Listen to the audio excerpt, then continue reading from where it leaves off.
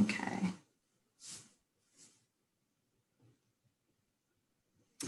Hey, hi everyone. I've got like a nice beam of light coming in. Welcome. We're live now. So thank you so much for joining us this afternoon. My name is Fiona Wright. I'm the Public Programs Coordinator at the Carleton University Art Gallery in a very funny setting. So I'm so happy to welcome you to this next conversation in the Stonecraft Symposium, to be continued. I want to acknowledge that QAG, like the Carleton campus and the City of Ottawa, are located on the traditional and unceded territory of the Algonquin Nation. So no matter where you are on Turtle Island or elsewhere in the world, we each have our own way of reflecting on and reckoning with the responsibilities to and relationships we have with this land. I hope, though, that it always includes public acknowledgement and gratitude toward the traditional and ongoing custodians and finding ways of supporting their work, knowledge, and rights. So we've been using this space to talk about the Algonquin community's call to action at La Vérendrye Park. So the moose season is over now, but your donations will go towards next year when the organizers are going to be building a more permanent camp. So I'm going to put some links in the chat box for more information. So today's conversation is rooted in one of the artworks from our current exhibition, To Be Continued, Troubling the Queer Archive. R.J. Jones's photograph 2077 is a futuristic portrait of a queer family in a post-apocalyptic context. It proposes a reorganization of kin and human relationships while evoking the need to be resolute in the refusal of erasure. RJ is Soto Cree from Regina, Saskatchewan, Treaty Number 1 and 4, and is currently living on Algonquin territory in Ottawa. They are two-spirit, non-binary, and queer multimedia artist, educator, and full-spectrum doula who decolonize approaches to gender, sexuality, and sexual health. And RJ is joining us to have a conversation with Julia Sinclair Palm, an assistant professor in Carleton University's Institute of Interdisciplinary Studies. Julia's current SSHRC-funded research project, Drawing Queer and Trans Family, explores the social and emotional worlds of children with queer, trans, and gender non-binary parents. So I'm really looking forward to this conversation. We should have some time at the end for your questions, so please put them in the Q&A as you think of them. There's live captioning available, and the event should take about an hour.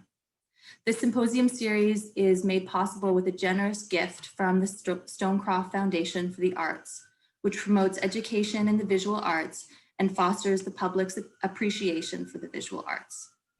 On behalf of QAG, I want to send a huge thank you to them. You can find all of the upcoming symposium events, as well as information on the podcast series on our website, cuag.ca. So thank you very much. I'm going to stop sharing this screen. And maybe I'll get Heather, do you mind turning off your, I don't know if anyone else can see. I'm going to stop Heather's video. I'll get RJ and Julia to turn on their videos and mics, and we can get started. Okay. Hi. Okay. I'll leave you to be. Great. I'm so excited to talk with you, RJ. And so I thought I would start off like asking you about like what appealed to you about participating in the exhibit To Be Continued, Troubling the Queer Archive, and like how do the curators, Cara and Anna, approach you to be part of this exhibit? So essentially what happened is I have this bad habit of not replying to emails because I get so many request emails. They had apparently sent me a request in the early stages of, I guess, the kind. Wait, sorry. Oh, sorry. I need my cat in. Sorry. No worries. Otherwise, we'll scream. She'll scream for the rest of the. She'll scream for the rest of the time. Yeah. So initially, I had actually like not replied to an email, which I had later found and realized like, oh, I meant to reply but never did.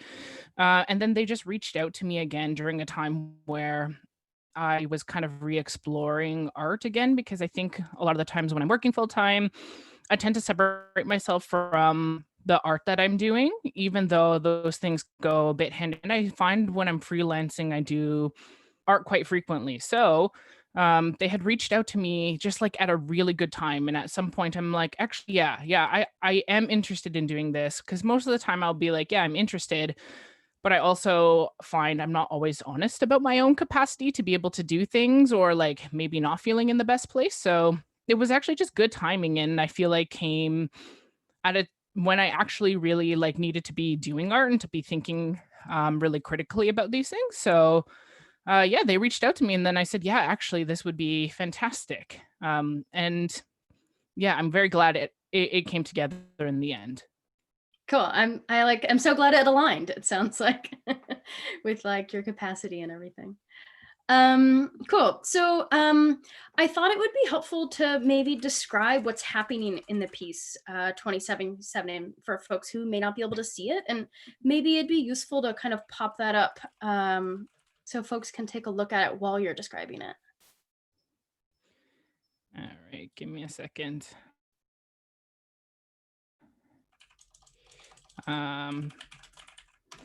Yeah, so essentially like during a lot of like, I think the process to be able to build this kind of piece was really like inspired by my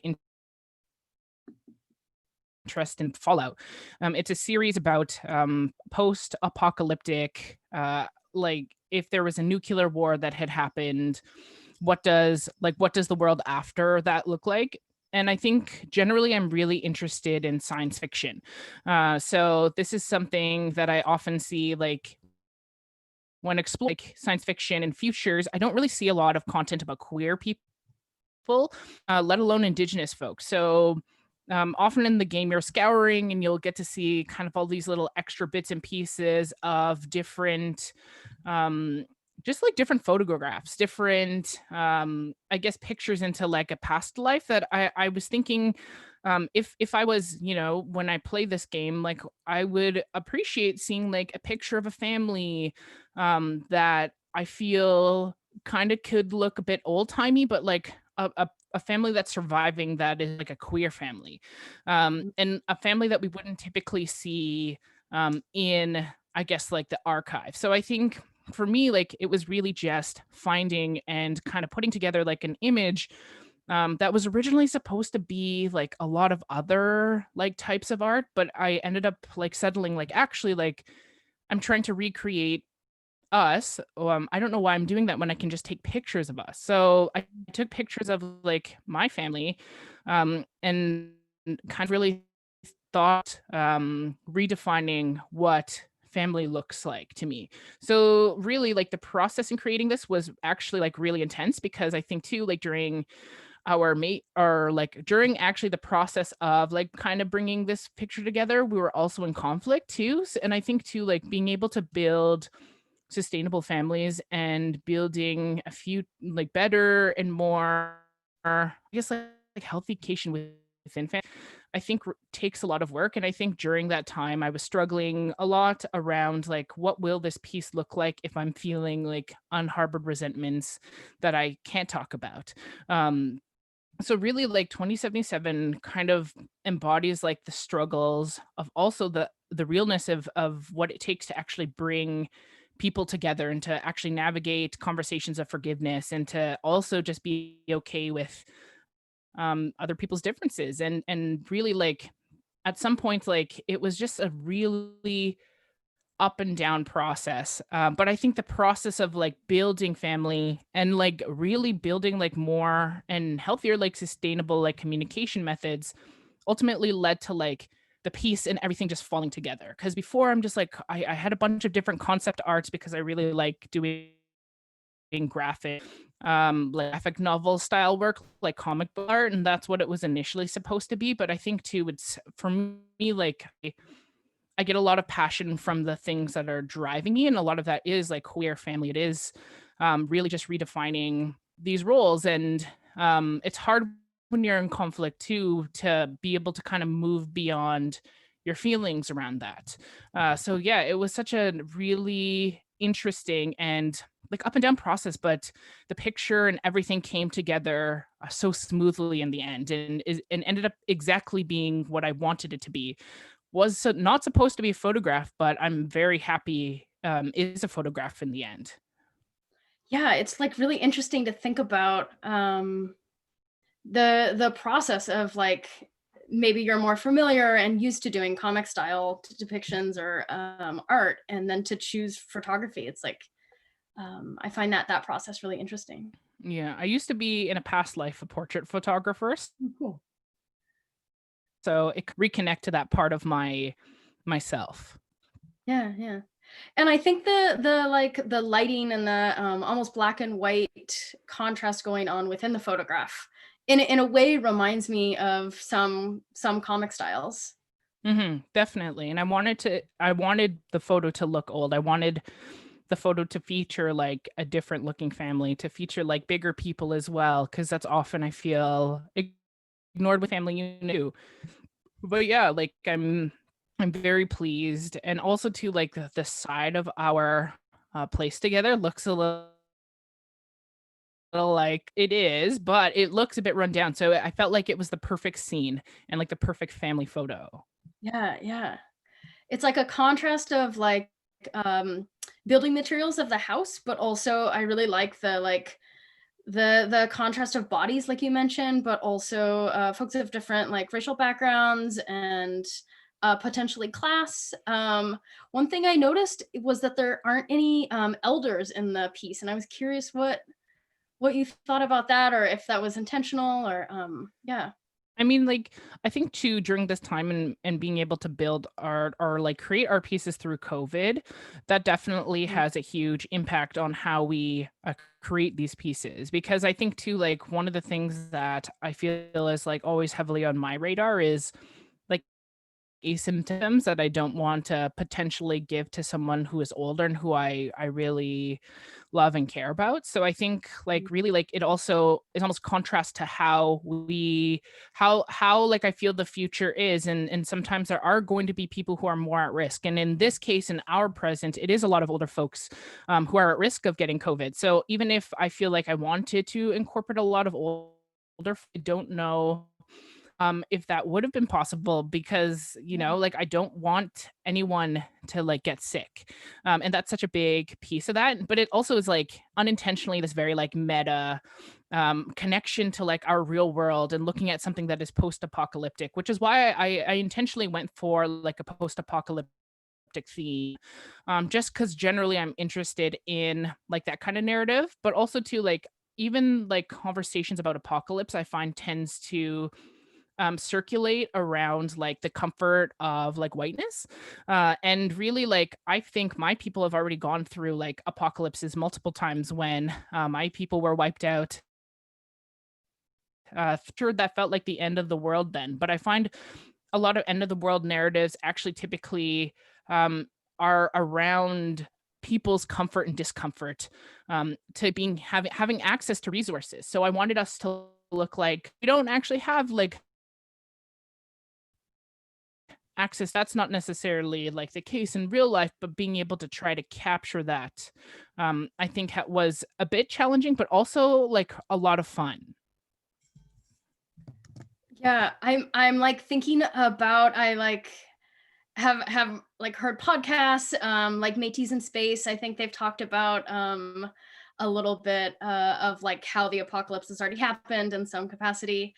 So I'm like thinking about how do elders survive an apocalypse, and like what do we do Yeah, without elders if they aren't I there? I think they're necessary. Of course, I think elders are necessary. They're the ones who are our knowledge keepers and the ones who are going to carry on like the like a lot of important traditions. And I think too, like one of the things that I've had to think a lot about as like a queer and trans person, and also knowing that there's only a handful of like other like two spirit elders, and a lot of the times it's hard to have access to those people. But there are people who, I wouldn't necessarily even say are at that stage in their life that they would feel comfortable being considered elders, but are knowledge keepers. So I think too, like even leaning into like, queerness in families, like it is usually a lot of younger people, because there is this disconnect of, understanding and being comfortable with queerness from older people within our communities, and particularly mine. There is a lot of homophobia and there is a lot of transphobia, and that's something that's really unfortunate. So I've been trying to also lean into like knowing that, like, even though we're younger, we're also like knowledge keepers as well, and being able to value that Yeah. information, and to value that, we do bring worth into that, because I think often there's this unseen ageism in a lot of these spaces. But also too, like I think queer families are important, but it's oftentimes when I see there are like a lot of photo series I see online of like older trans people, but it's like one photo series out of tons and tons and tons of different types of photo series that make up like a very cisgendered like idea of what a family looks like. So I think like at some point I know I'm going to be like that old person in this photo, and I think about that too, and what do I want to do for like the young people that are going to be in my life and be a part of my family. But I definitely think like yes, there also is like generally like a divide between, within I find a queer community where there is a lot of ageism. Like there's tons of programming for young LGBTQ people, but very much like the like senior population of LGBTQ folks is often ignored. And I can imagine, as someone who's experienced isolation from my own, gender or sexuality, like how it would feel. I don't understand, but I can imagine it wouldn't feel good to experience isolation from community around, being an older LGBTQ person.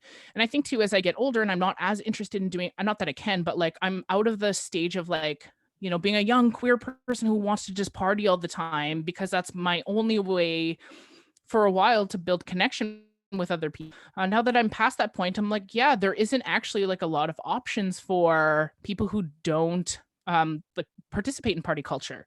So I feel like that also needs to be addressed within our different queer communities, is how do we adequately include older people into our communities. And I think like that when those conversations and also those intergenerational conversations start to happen between older queer and trans people and younger queer and trans people, then we're going to see more spaces where like we're going to see older people in that. But that's definitely something that like I'm conscious of, and not being able to actually include that. I mean, given the real life circumstances, but to not acknowledge that that actually is a big issue within our communities. And there's just more like generally like there's this whole like understanding of disposability. If something doesn't work for you, you dispose of it. And I find that tends to happen to older like LGBTQ folks. But also like acknowledging too, like a lot of older elders in our like a lot of different communities do carry those homophobic and transphobic values. So where do we find that in between meeting point and being able to create that space? I'm sure that there are tons of families that are able to reflect that. I would just like to see more photos of them. Yeah, yeah. I mean, I really appreciate a lot of what you said there, in terms of, yeah, a call for like more space for like older LGBT folks, but also intergenerational spaces, but also thinking about the tensions around like homophobia within different communities and different spaces. Yeah. So I want to bring us back to, I guess, to in some ways one of the main pieces of your project is it was just thinking about like queer family and redefining family. And so you've described the work as a portrait of a queer family set in a post-apocalyptic future. So what do you think the piece offers and how we think about family, or how we think about the future, or how we redefine family?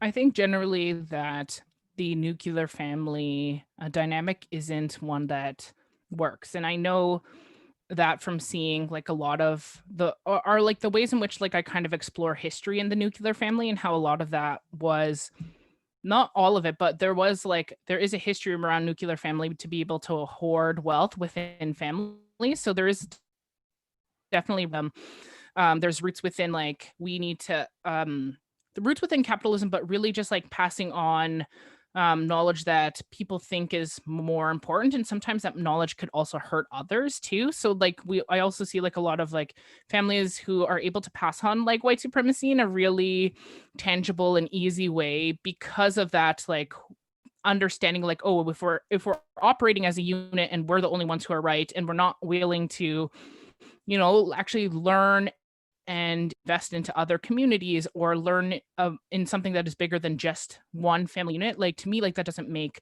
a lot of sense. I also think too, like from someone who has struggled a lot like with addictions and have like family members who struggle with addictions, like what I think about a household where what if like my parents had time to take for themselves to be able to heal that process, and like her kids not being taken away from her throughout that healing process. And I think like a lot of the times like we don't offer spaces that are actually like able to give parents um roles beyond being parents. And this is why I see like a lot of like able to separate themselves from being a mother and seeing that as a role and knowing that they had an identity before becoming a mother, and how like the separation from their children is like ultra amplified in ways because of that like embodiment of that role. So I think of like these kind of like smaller things, and even just like economically, like our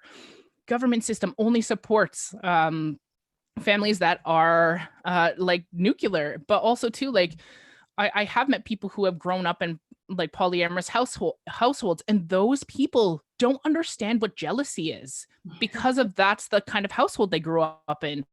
And to me, like that's the kind of environment we should be giving like young people and children, is like I would love to like, not teach jealousy to people, but also it's inherent when you're working in a tiny dynamic, but also too like sharing of resources and wealth and disputing that. And even on like a mental health, like how do we like how can some people take care of each other when they need that the most? Like again, the nuclear family dynamic, if the roles always go to two people or like maybe a couple of people above that, like how does healing happen that is going to be in a more sustainable way? So I think like a lot of the times when I see like queer families, like it, of course building families is not an easy process. It is incredibly difficult, and it's not something that I think is something that can be done like without a lot of thought put into that process. But I do know we should just redefine family to also include and go beyond mom, dad, children, grandparents occasionally, like aunt, uncle occasionally. And I know like my communities never used to like just have that was the only family unit and we all lived in one like teepee and then that's it. It was more like communal because like everyone was thinking in a way where like, what am I going to do that's going to benefit everybody and not just unit? And that means people are more taken care of. And I think that's something that I want to see, but I think in a present day sense is not as easy as it is because like we've been ingrained and a part of these systems that force us into like this is normal. So how do you do something that's different when there's no model? So I think that's where things are difficult, because I think too when conflict arises, like it's easy to just jump back into the I'm just going to benefit from all of these very systematic things because I feel uncomfortable with what is happening presently. So I think too, like, that's why to even create that kind of space, you need to put a lot of intention and effort into that. But I generally just have a lot of issues with the nuclear dynamic and the nuclear family. And also too, like as someone who is like raised by a single mom and not really having immediate family here, like she is probably one of the strongest, if not the strongest woman that I know. But also like I wish she had help throughout her process of like becoming a parent and being a parent and not having to take on the world alone, because for like even in a present sense she struggles with like accepting help. And I think I understand why that is, but I wish she was able to be at a point where she felt worthy of that too. And I think too these are just things that like through time like I can see have detrimental effects. If we're willing to be a little uncomfortable and kind of challenge like our understanding of like nuclear family and try to remodel and build something that is going to be more sustainable for people, even if it doesn't have a map, I think people could be happier in the long run. Yeah, gosh, you covered so much there. Like some things that kind of stand out to me are the ways that mothers kind of get like put in this identity, and they can't be anyone else. And that like is really reinforced through kind of our normative structures of family. But it Totally. really limits like both the way they kind of navigate healing, but like all kinds of other roles and ways they understand themselves. And then I like also heard about from you about how the way the government and the state kind of reinforces particular forms of family, and how that's tied up in white supremacy and like lineages of wealth. Um, yeah, yeah. So I feel like you're covering so much there in terms of how we're rethinking family. Um, yeah, yeah. So thanks. Um, Of course. yeah. Um, I guess I'm thinking back to that that line of questioning we were at before around Indigenous elders and how we survive this apocalypse or the apocalypse that's already happening or has happened. And I'm wondering how you imagine Indigenous folks bringing the idea of surviving. Like what do you imagine Indigenous folks bringing to the idea of surviving the end of the world? Or I or think, to redefining the family. I think in some ways yeah, they're similar and in some ways they're different. I think like, and I think I can only really talk about what I think is appropriate because I can't speak for all Indigenous folks because I Of think, course. you know, I know some people who live like who grew up on trap lines, and I know their understanding of surviving the end of the world is for them day-to-day living, right? I am an urban Right. Indigenous person, so for me, like that's gonna look so different. But I think too, like one, like I think I feel almost a little better equipped, not because I've done some extensive like hunting or things like that, but I do know to like do a couple of those things around survival, but also too like I spend so much time reading and just watching like content around like the end of the world. And one of the things that I find um is always like a commonality in a lot of those like videos or video games or movies or things like that is like almost this return to the land. And I think too, like even though like I'm someone who loves to I would say like if I was a sim, I would be like a sim that has a trait called loves the indoors.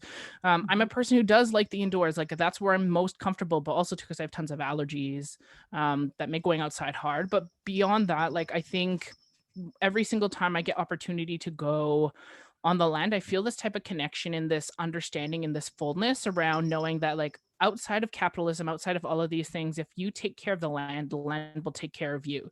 And I think surviving, the end of the world is really just going back to our roots and taking care of the environment and taking care of like the lands that we're standing on and like learning how to do that. And I think the problem with capitalism is it's intentionally like cut us all off from that potential to be able to like learn those skills. And because like the more we're cut off from that, the more we have to rely on capitalism and the system that we pay into constantly to be able to survive. So I think it is like surviving is like going and seeing like what kind of lands are you on, what kind of animals are there, like what if everything stopped working tomorrow, like what would you be able to like do. And for me, like I just know like humans, I think in moments of time where they are like pushed to the edge or they or like even like, and I seen it recently too with the starting of the pandemic and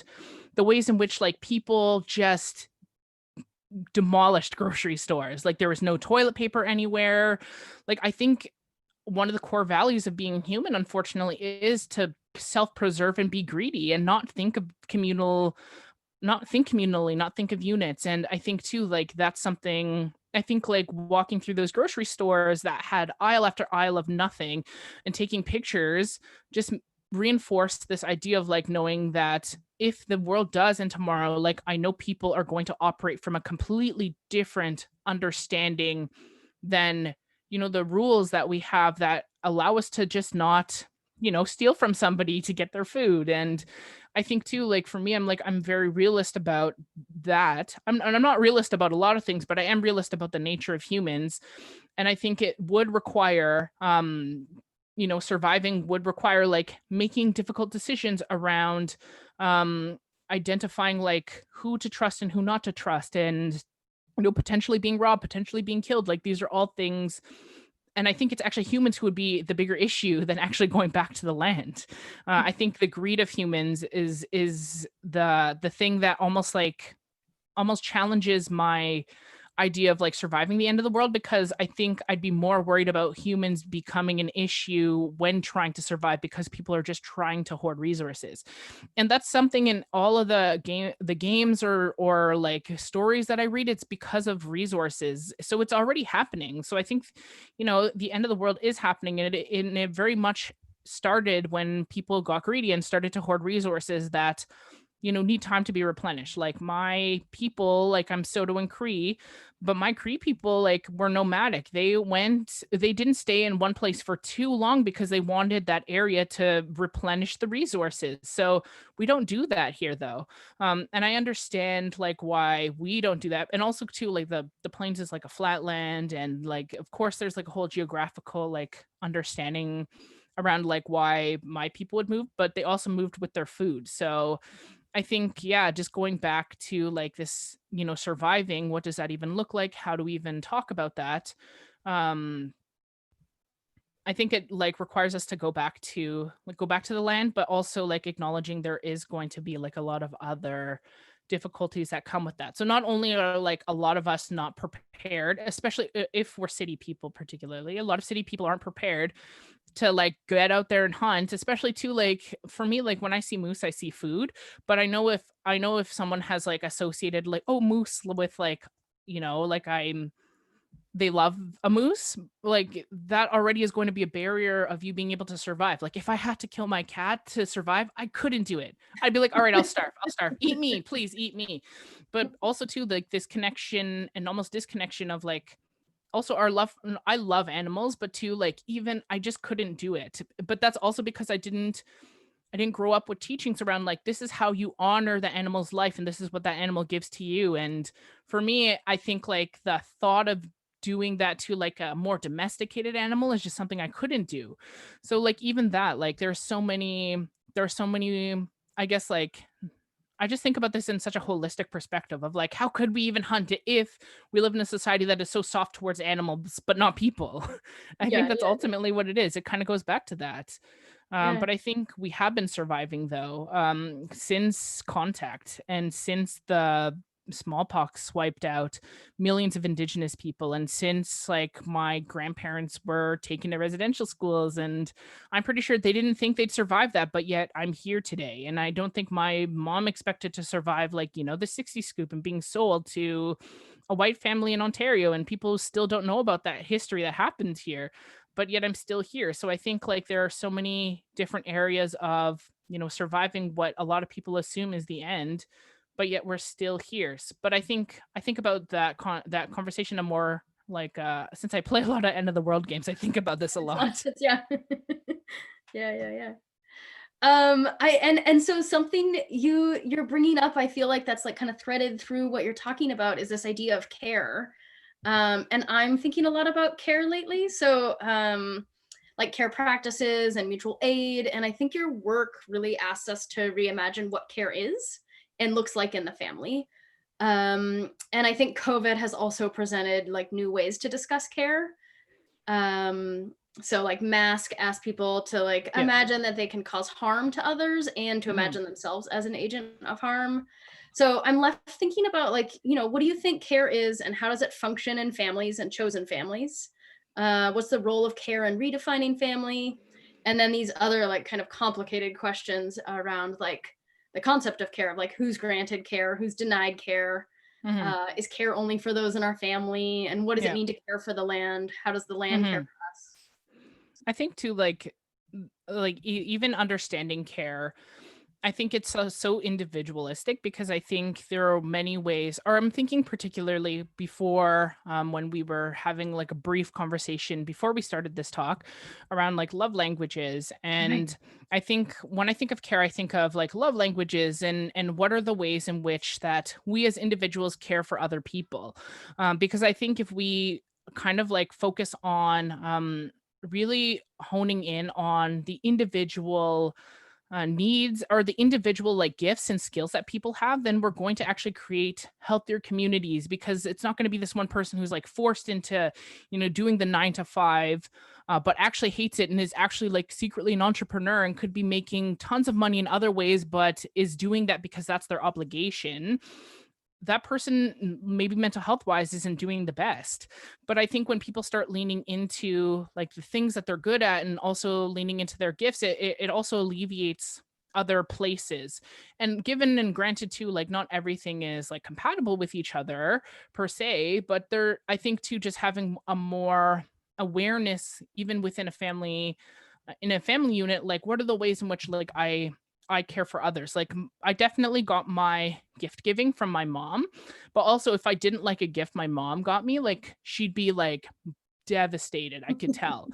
And for me, like as someone who is now one of those like words of affirmation and like giving and receiving gifts kind of person, I know that like I can take on a lot of like emotional like capacity related stuff. So if somebody had a really intense day or whatever, like I know I can be the person to be there to listen and give them feedback and just create that space. Versus like someone like I'm thinking of my girlfriend who is like very much like an acts of service person. If I'm Mhm. not doing well, like mental health wise, she'll, and also one of my roommates too, like if I'm not doing mental health wise, they'll come and bring me food when I'm working. And that makes such a huge and significant difference in my life because of like that's how they show care. And I think too like they're just different ways that people manifest and show that to others. And for some it might be like I'm going to do like all of this intense like electronic stuff in the house to make sure that all of us can kind of live comfortably, and kind of like using that as like a skill method to bring to spaces. And I think Mhm. too like especially in the era of Zoom, I've learned a lot of people. I've met lots of people who do not know how to navigate, technological like communications, but someone who actually knows a lot about that. I'm thinking of one of my roommates too, the other one, and he like called, I think, no, it wasn't him, it was like a previous roommate who taught his like aunts and her friends how to use like Zoom so they can still get together because, or like great aunts. So she's an older woman and like would benefit from Zoom, but that's his skill set. Is he's like he's good with the tech stuff. He's willing and patient and spending time to like give back to like different parts of his family. And those are things where, I'm not thinking care in a more systematic way. I'm thinking of it in a way, how do we care for the people who are in our units? And I think that requires us to like know who is in our units. I know like if I want to make my partner happy, I need to just do a bit of like physical labor. She likes when the bed is made. She said she feels care when Yeah, totally. that's yeah. And like for me, I'm like, I don't understand. But also too, sometimes I have to think, I'm like, this isn't actually about me though. I don't care if the bed is made, but it doesn't matter if that's something she wants. I'm gonna do that because I know that shows care for her. Or if she needs help on her computer, I'll like go and figure out how to fix it or lead her to someone who knows how to do that because that'll make her life a little easier. So I think Totally. again, like when we I talk love it about when the kitchen family, counters are clean. yeah, yeah. So it's just like when we think about like family and especially chosen families, I think really care doesn't necessarily need to be like redefined. I think it needs to be communicated more because like a lot of the times like and what I've realized, oh, this person is resentful, but to me, like, or like my partner's upset at me because I didn't like physically do something that she wanted me to do, but I got her that gift and I thought I was doing a really good job. And, but really it's just like not that it's incompatible, but it's just like my way of giving care to another person doesn't necessarily mean like that's what they need. So I think too, like being willing to explore that and also like thinking outside of yourself. Cause I'm like, I'm a gifts person. I love receiving gifts.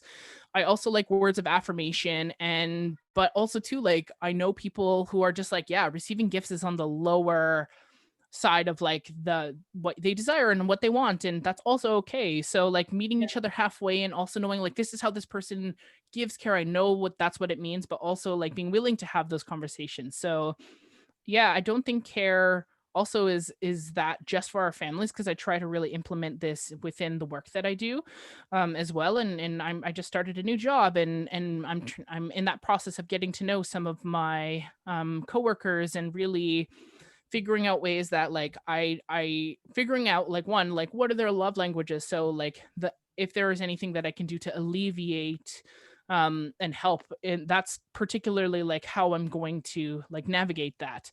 But again, like even thinking about care for the land, like it that changes too, like it's seasonal, like the seasons change, and so does like the ways in which we care for the land. So I think it just goes back to like, yeah, the ways in which we care can't be defined in depth like in a very specific way. It's always going to be fluid, kind of Yeah. like water.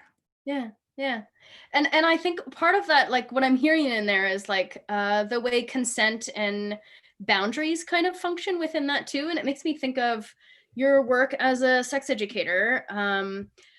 And I feel like COVID times has presented challenges for like so many families and asked people to rethink what family means.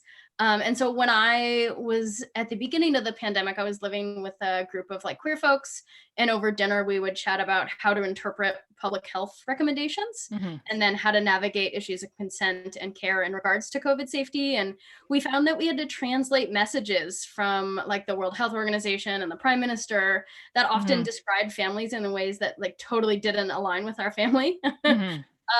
And so public health advice also initially described risk as a binary rather than as a continuum. And so a sexual health framework that has supported queer communities for decades is kind of understanding risk, right, as that kind of continuum. So I know you've done so much work as a sexual health educator, and I'm wondering what living through this pandemic has offered to how you think about family in the future. Like, are there any intersections between your artistic practice and your work as a sexual health educator? And then also, like, what tools have you drawn on as a sexual health educator to navigate COVID? I would say I'm actually going to quickly close my door. One Yeah, go second. for it. I would say like in terms of like navigating family in the future, I think too like one, like I think there needs to be a bit of an acknowledgement in an Ottawa context, like that our current like housing market, it has skyrocketed to being incredibly unaffordable within the past like 2.5 years. And it happened, I like literally in the summer like 2.5 years ago, where I started to see everything rise, and really that is because of like Airbnb as well.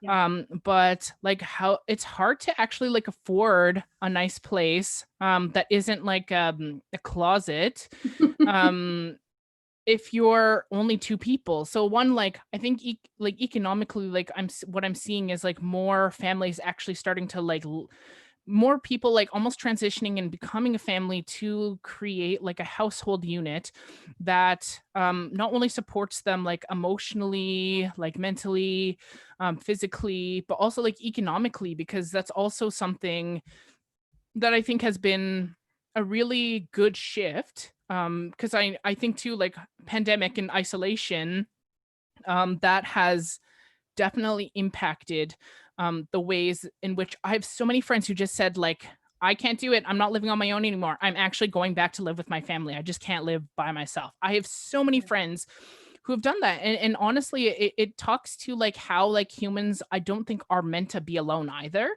Mhm. And they struggle when they're alone. So I think too, like when we think of like pandemic and families, I've seen like the merging of a lot of families for like economic wise, and also people losing their jobs and needing to like be able to still survive. Yeah. But to not feel lonely during lockdown too. And I think, yeah, during lockdown, I spent like the first part of like first half of like the first month alone because my partner was overseas, and I had like one other person who luckily like was in the building and is one of my best friends, and like that was like a lucky situation though. Otherwise, like I would have been shit out of luck and alone. But I know so many people who are in that situation of being alone. So I think too, like navigating isolation and being alone, and also like why is it uncomfortable to be alone has also been a thing that has come up a lot.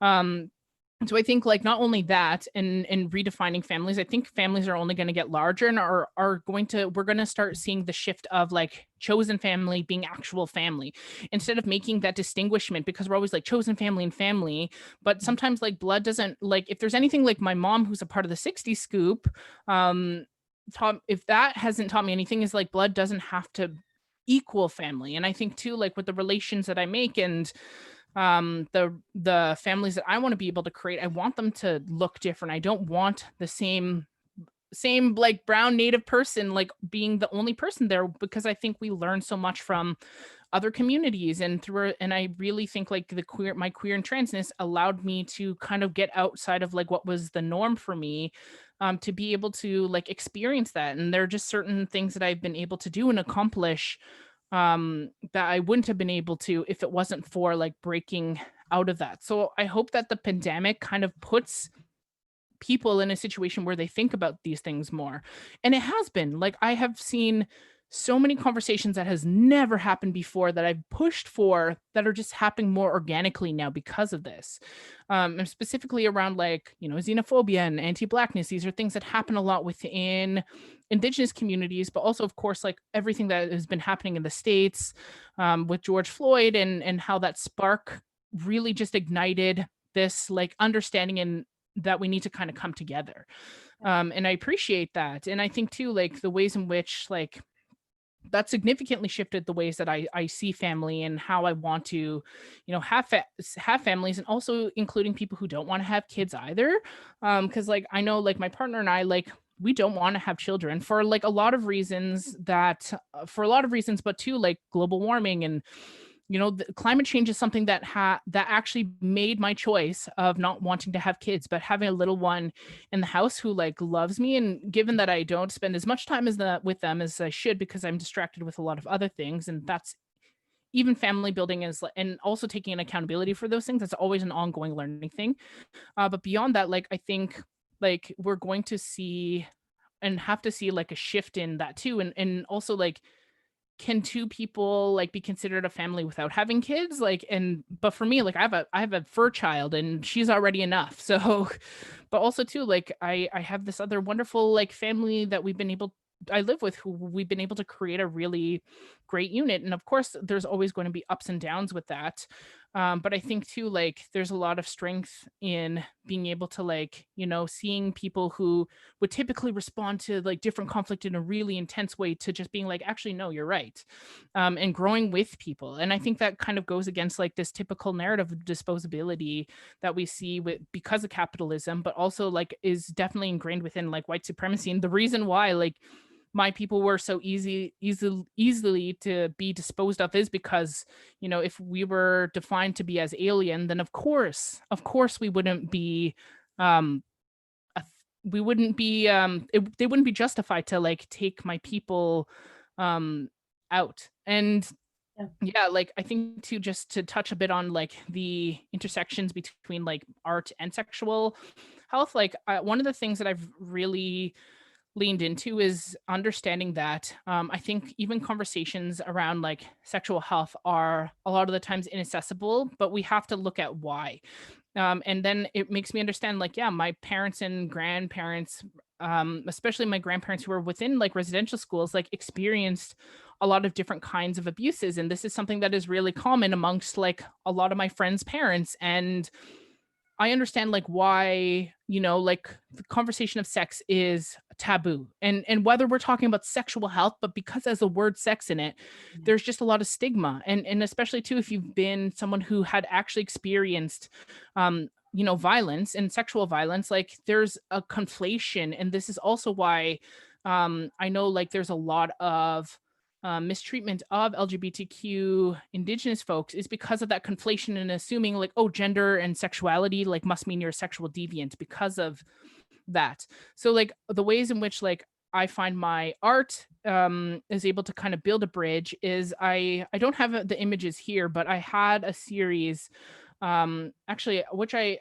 feel like I can share. I'm sure I have a picture of it, where I drew like a lot of different objects that we see in sexual health, and I indigenize them, and I use them like as tools and almost like conversation pieces to talk about like sexual health and to make something that is typically hard to talk about, like with a little bit of like adding a little bit of humor, because humor is definitely the ways in which like if you want to talk to a native person, just use humor, and they tend to respond um, way differently than if you weren't to actually do that. So I think that for me is like really cool to even think about, because it's kind of just like leaning into indigenous art practices, but also okay, yeah, I'm gonna see, do I have access to share?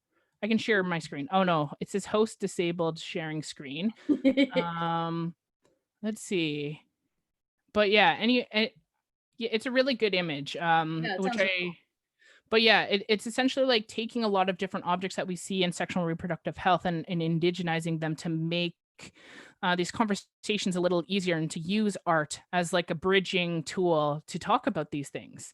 Yeah. But I generally like, I find my art tends to fit the different themes or different things that I'm going through in my life. So now that I'm not as much as a sex educator, I'm trying to think of like, oh, how will art manifest in my life next? And I think it might in graphic facilitation with some of the work that I'm doing, which I'm super excited about. But yeah, like navigating COVID has definitely been a huge whirlwind. And yeah, like I at some point, like, yeah, I recently left a job, not because I didn't like the job, but actually because like my mental health, I really needed to take care of that. And then I was like given an opportunity like a day later that kind of brought me to where I needed to be. And I feel like I'm super lucky in that sense to continuously get those like opportunities. And really, like, I think if there's one thing I've learned, from being a sex educator, is like, yeah, we really need to work on caring for ourselves. And Yeah. that's not always easy, though. It's incredibly difficult to be able to, say that, because I'm always like, we need to care for ourselves. But who would have thought that caring for myself meant leaving a job? Right. And especially during COVID, and I'm like having that security and not wanting to lose that, but also taking that risk and then being rewarded. Like, I'm so lucky in that sense. Yeah. But that's ultimately like, yeah, it makes me think about care a lot, and what are the things I need to do to make sure I'm cared for. Yeah, yeah. And like maybe you have to care for yourself in order to care for others. I want Exactly. to like make a pitch right now for folks who have any questions that you should definitely post them in the chat, and we'd be happy to raise them here. So there's like maybe 5 minutes left. Um, oh, great. Cara has some comments. You packed so much into everything you offer for us to consider. Thank you. You have a lot to talk about survival. And I wonder if you have any thoughts on the role of art with regards to survival. Is there a relationship between your artistic creative practice and survival? 100%. Because I think, well, one, like, I find my best art I'm able to do when I feel like I'm in moments of time where I feel like I'm like surviving. And I think, I've been actually in a life where I've been really, like, I have a wonderful partner, like we share an apartment, and now we're going through a lot of like different changes, and reintegrating and defining like what family means for us. But I think because I've been comfortable, I'm like, I find I usually draw on the intensity of emotions that I feel to like generate art. So sometimes like um that looks like the piece made, or I want to be able to actually like do stuff around sexual and reproductive health. But for me, like, it's like my creativity always stems from like an intensity of emotions, usually when things aren't going well for me, or things are not easy. And I think that I would say like that whole unintentional process of like my life, the challenges I go through really kind of like ground me and remind me art is so healing. And every single time like I do like a large art piece that in my head there's no way I could do that because I don't believe in myself. When I pull it off, I'm always so happy that I took the risk and like did it. And then it reinforces like, actually, yeah, art is healing. Art is incredibly important. And, I want to get into a habit of like not doing art only when I'm struggling, and finding ways to integrate that. I haven't figured out yet though, but I think the next part of my journey that I'm on right now is going to bring me back to that. Cool. Yeah. And then Anna posted a question in the thread. What kind of conversations have been prompted amongst your family who have participated in the photo project? What kind of conversations have been prompted? Like what kind I feel like that question feels a little prompted from the post photo, or like conversations about family. I mean, I can make some Yeah. guesses. Yeah. Which would be like, what kind of chats have you had with the folks who participated in the piece you created, about family, or just about anything in general? I don't know. Has anything Yeah, like come of them participating? Yeah, definitely. I think too, like a lot of the things that I talk about here are things that I've talked about like in spaces with them, and really like how do we change and redefine family coming from, or at least some of us coming from families of like, like struggle, and how do we shift that narrative into creating like a household of acceptance. So I think I can expand on that too much. That isn't things that I have already actually like shared with everybody, because everything I'm sharing now are things that I have shared with other folks that I share space with. I mean, maybe not the little one, but they kind of, I think they understand. But I'm not diving into family theory with a 5-year-old. I don't think he'd to understand unless I put it in the context of like Minecraft, being like, hey, like if we have a zombie and a creeper and a golem, and we want them all to live together in harmony, like how do we do that? I think that's the only way I could probably bridge that. But I That don't. sounds Yeah, sorry. I love that. I'm just going to read off one question, but we have to end. So I'm going to put the question out there, and then I'm going to hand it over to Fiona. And the questions require: are there any artists in particular who inspired you or influenced your own experience of queerness and kinship? Definitely. Necessarily, I don't think she's no, she's not a visual artist per se, but she's an artist with her words. Kim Tallbear. Oh, She is someone I feel like who comfortably, or gave me words to understand family and relationships in ways that I feel like I didn't. I would recommend her. There was a podcast that she was on, and I think it was like the 5th episode or something, and it was I can't even remember it right now, but that podcast changed my life, and I listened to it again and again and again, where she was interviewed and talked about, it was like something about around like decolonizing sex or something like that, but she didn't talk about sex at all. She really just talked about like families and decolonial family practices, and I don't think she identifies as queer either or anything like that.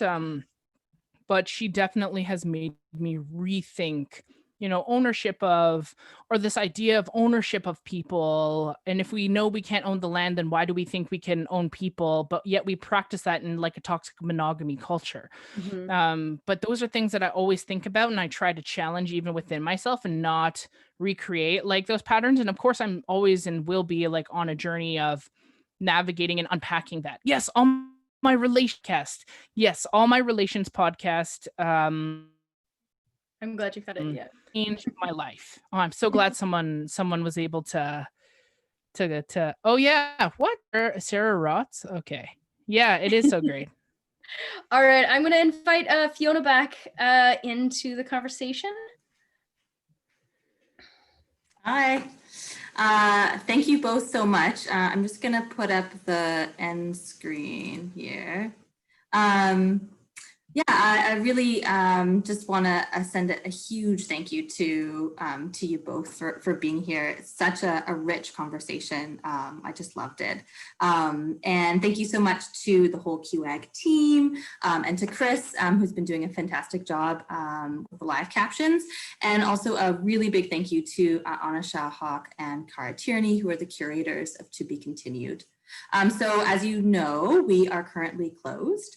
And I'm really looking forward to when we will reopen our doors. But in the meantime, I encourage you to sign up for our e-list, which we use to send out information about the exhibition, events, and podcasts. So you can find that at the sign up at cuhe.ca. Yeah, thank you so much. Of course. Good night. Bye. Bye, you too. Does that mean everyone gets kicked out? Yes. Bye.